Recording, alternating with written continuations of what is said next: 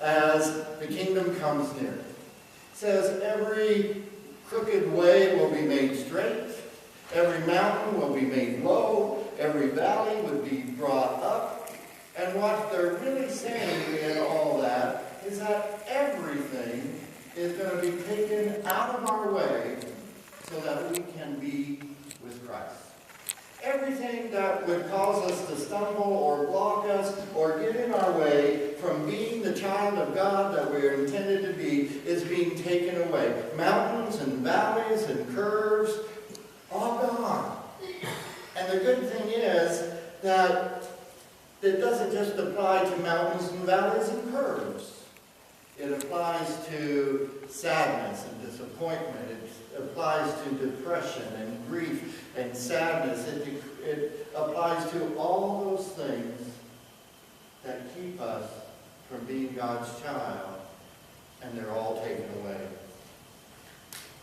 Today, John the Baptist comes. He comes as the son of Elizabeth and Zachariah and is the cousin to Jesus, and born about the same time as Jesus. So Jesus and John grow up together and know that there is something special going on in their relationship with each other and in what their lives are meant to be. Here's the story. There was a young woman who lived in an apartment in a very rough neighborhood. It was the east end of a very large city. Many of the people who lived in this neighborhood got by on welfare. Others earned their living any way they could. The young woman moved into the apartment because it was close to the office where she worked. The rent was cheap, and quite frankly, she was young and foolish. She ignored all the warnings of her family and friends and moved into the apartment convinced that she could handle anything that came her way. Her neighborhood contained the most unsavory of characters. The office where she worked was just down the street from her apartment, and every morning as she walked to work, she would meet some of her neighbors returning home from an evening of plying their trade on the streets and in the alleys. Each morning she would be met at the entrance of her office by an old man named Ed. Ed had been living on the streets for years. He was very hairy, very dirty, and he tended to rant and rave a lot. Ed was a wild man. He slept on the doorstep of the young woman's office because it was somewhat protected from the winter weather. Even though Ed made the young woman nervous, she got used to seeing him in her way. Ed always gave the young woman a warm welcome when she arrived. He knew that when she got inside, she would brew fresh coffee. He used to tease her that she was a sucker for a sad face as he waited patiently for her to bring him a cup of coffee. They never talked much. Ed would just rant and rave about the injustices of the world. The young woman never found out how Ed ended up on the streets. She didn't know how he spent his days. As Christmas approached, the young woman became very busy with her preparations for the holiday. This was the first year that she had more money than she needed to celebrate. She decorated her apartment, she bought all sorts of gifts and spent hours wrapping each one. This year, she wasn't going to be rushed. She wasn't going to miss out on anything. Christmas wasn't going to come and go without finding her in the Christmas spirit. That year, the young woman had drawn the short straw and had to work on Christmas Eve. So before she left her apartment, she packed a small package of goodies to give to Ed. She was delighted that she was so well prepared that she could take time for others this year. But when she got to the office, Ed was nowhere in sight. She asked some of the women who worked the streets if they had seen old Ed, but The young woman went about her duties and soon forgot all about old Ed. She finished her work early and went off to celebrate Christmas Eve with her friends. She had been looking forward to Christmas for weeks and was eager to celebrate. Together, she and her friends shared a fine Christmas goose with all the trimmings, and then they went out off to a candlelight service. The service was beautiful. They really pulled out all the stops. Great music, lots of activity. The preacher even managed to keep his sermon brief. Don't get your hopes up. But somehow, the young woman was feeling like there was something missing. The next morning, she celebrated with her family. Her nieces eagerly unpacked dozens of presents, and on the whole, the family even managed to keep their disagreements down to a minimum. But the young woman left and felt detached, like she was just going through the motions. Despite all the elaborate trimmings, she felt like she had missed her fair share of the Christmas spirit. As she drove back to her apartment in the city, she found herself wondering if this was all there was.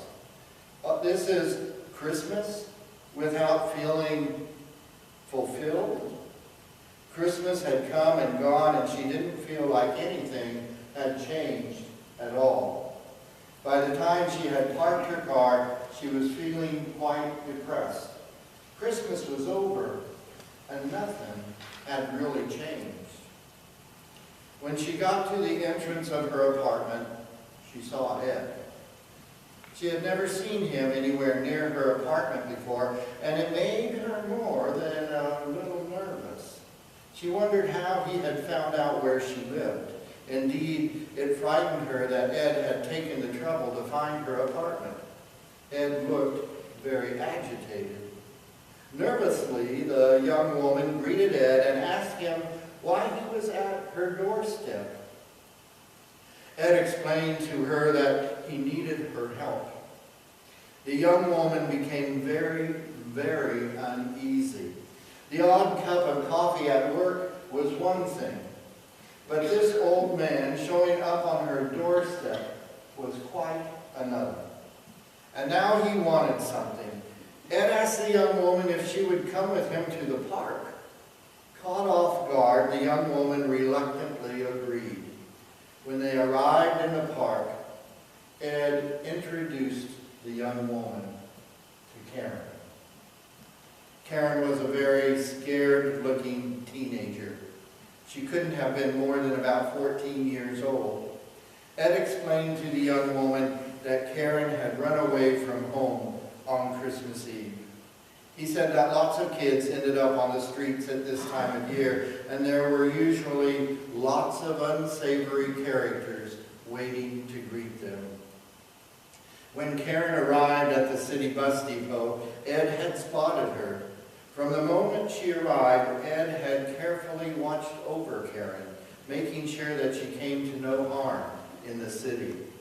Karen's 2 days on the streets and Ed's gentle persuasion had convinced her that she should really go back home and try to work things out with her parents. Ed explained to the young woman that Karen needed money for a bus ticket. After they had called Karen's parents and safely loaded her onto a bus, the young woman asked Ed if he would come and share a meal with her. Ed refused the offer of a meal, but agreed to share a cup of coffee with the young woman. In the coffee shop, the young woman took a long, hard look at old Ed. That night in the coffee shop, she looked into his eyes, the eyes of a wild man. She didn't know then, but she knew it now, that in his own way, Ed had helped her to prepare the way of the Lord. Ed was the prophet who pointed to Christ. I had almost missed it. Christ had come, and I was so busy looking up that I forgot to look around.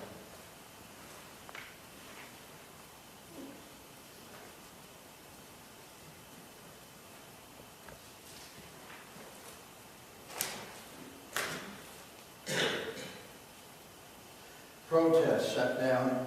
Anger lives on. 12 hours after Minneapolis police dismantled the encampment outside 4th Precinct headquarters in North Minneapolis, about 300 protesters filled the City Hall rotunda. Thursday afternoon, they gathered to rally against this shutdown and demand more answers about the police shooting of Jamar Clark.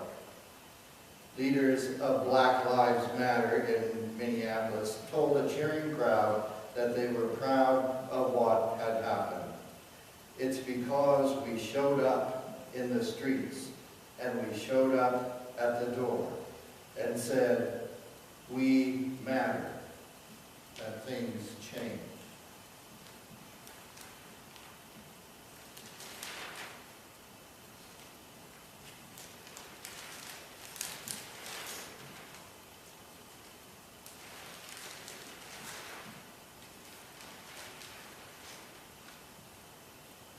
Terror, murder, as toll grows in San Bernardino, so does the debate.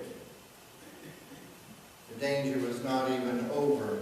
An FBI official posed the question already on many minds. "Is this a terrorist incident?" he asked.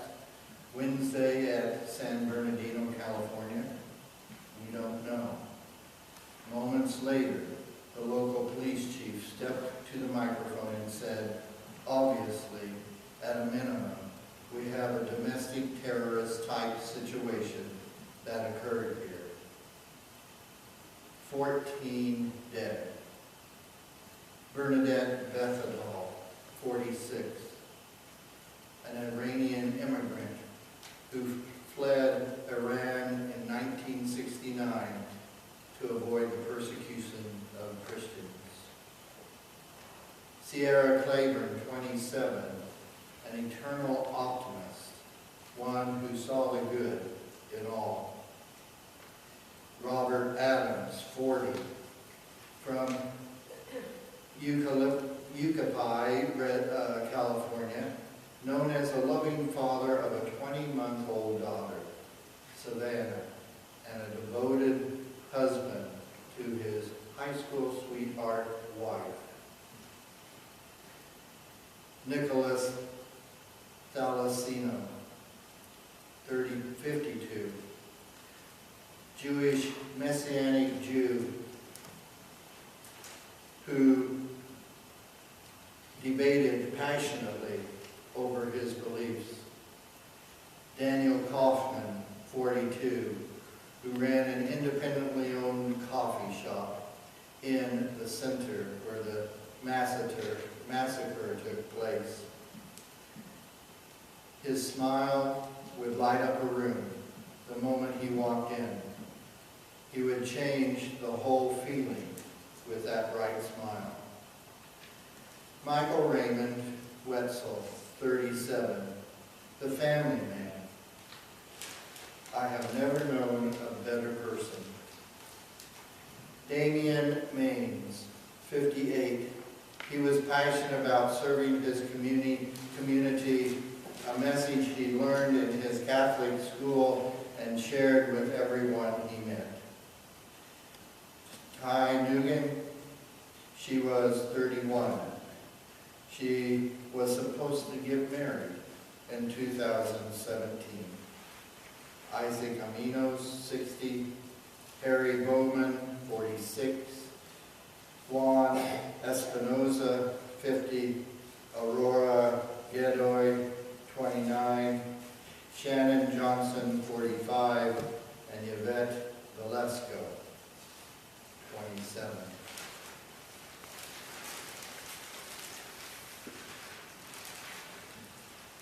No matter what side of violence you are on,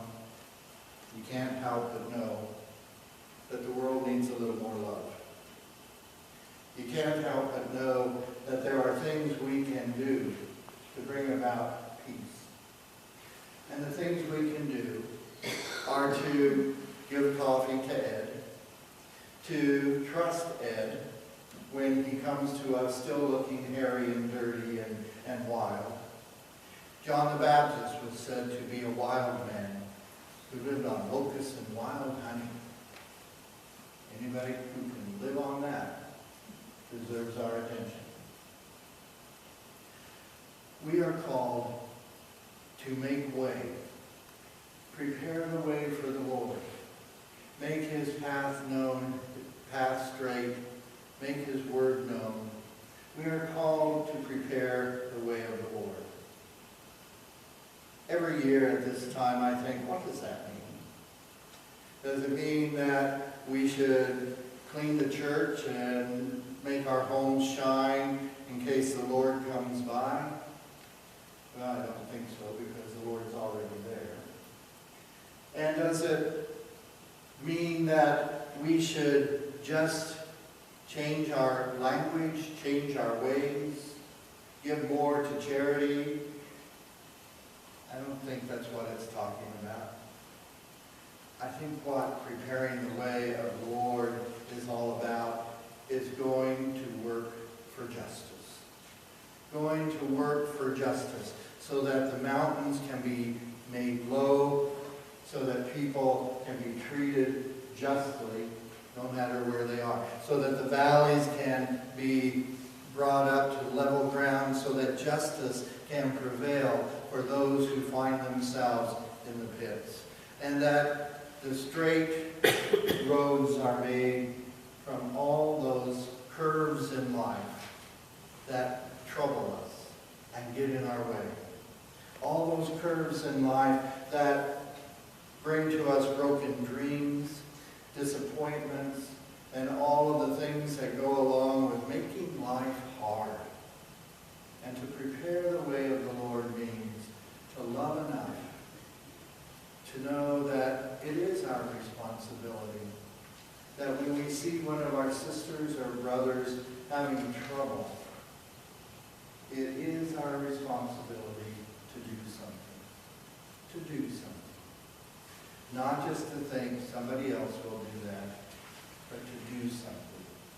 Because when one by one, each of us is willing to do something to help those people around us, then I don't know if all the terrorists will be overcome, and I don't know if all illness will be taken away, but I do know that all of us, if we are preparing the way by doing something to help someone else, we are making the way for the Lord to come.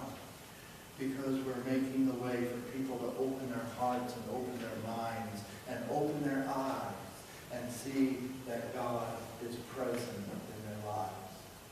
You know, it's scary nowadays to help anybody because we don't know them. It's kind of like the young woman in the story. We don't know them, and they're crazy. But I think if we're willing to risk a little more, we can help a little more. Now you say, well, you never know if someone's going to be a terrorist. And so why be kind to people you don't know? Because they might shoot you.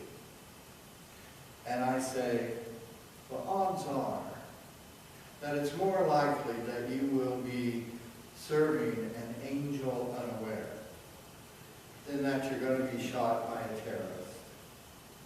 And if you go out and take that risk, you're going to be serving more people than you are being risked of being shot.